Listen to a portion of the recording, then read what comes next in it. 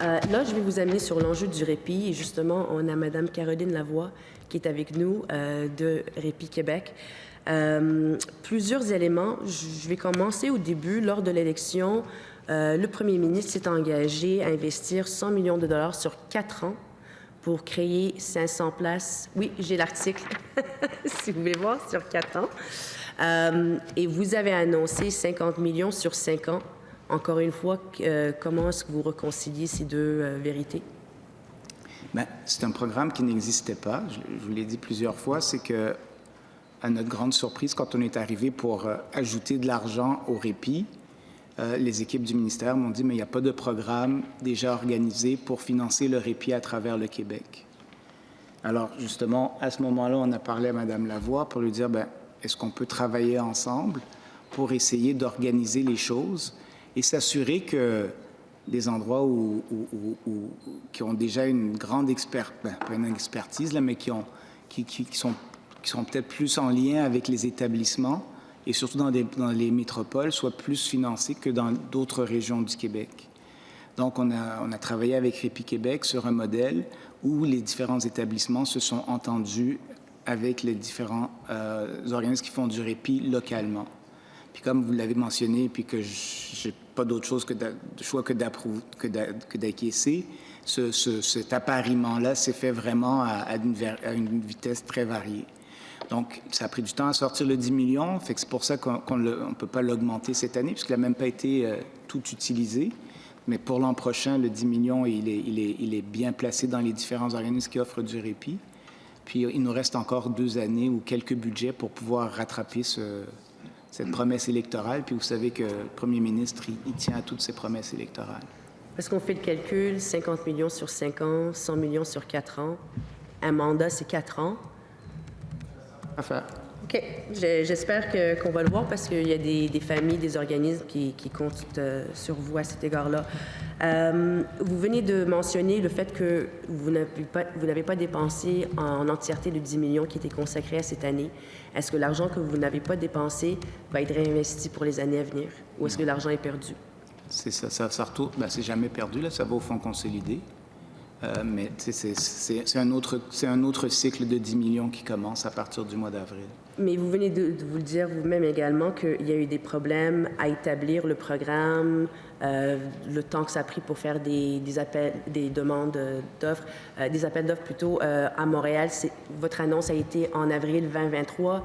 À Montréal, les organismes ont été contactés en décembre 2023.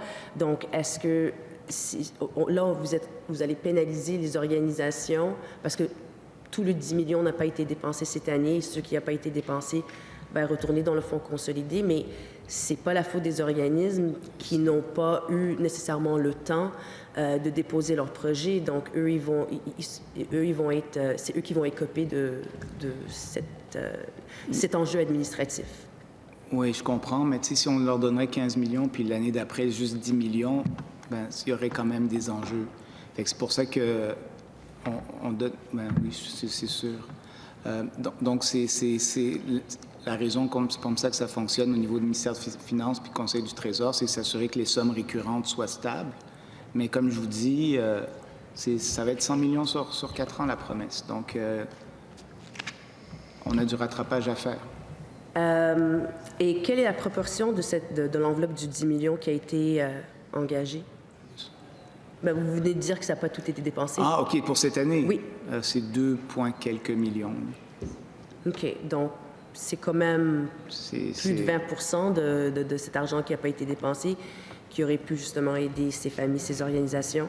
Et quels gestes concrets entendez-vous poser pour vous assurer que l'argent se rende aux organismes? Parce que quand je vous ai posé la question et ce qu'on a entendu de Répit Québec, c'est, OK, l'argent était parti du ministère, était entre les mains des CIUS, mais n'arrivait pas sur le terrain aux organismes.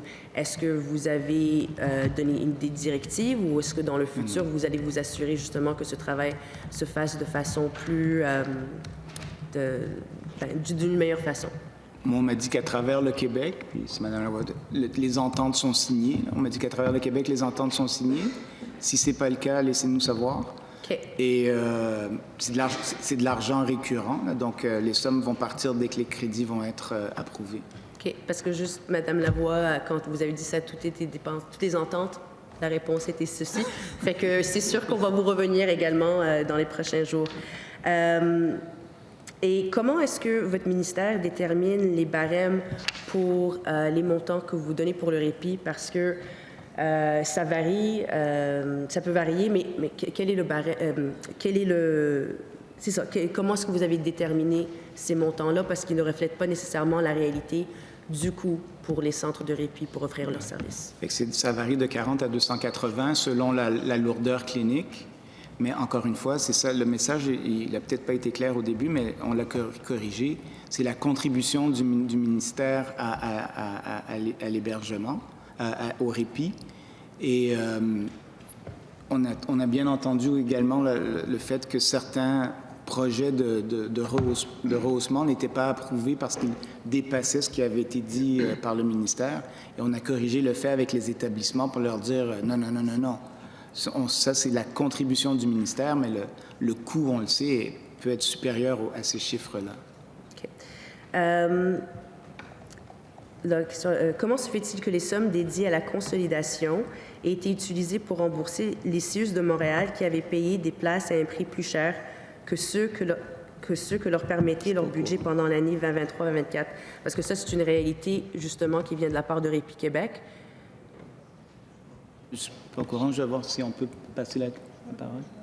On est en train de chercher. OK. Je n'étais pas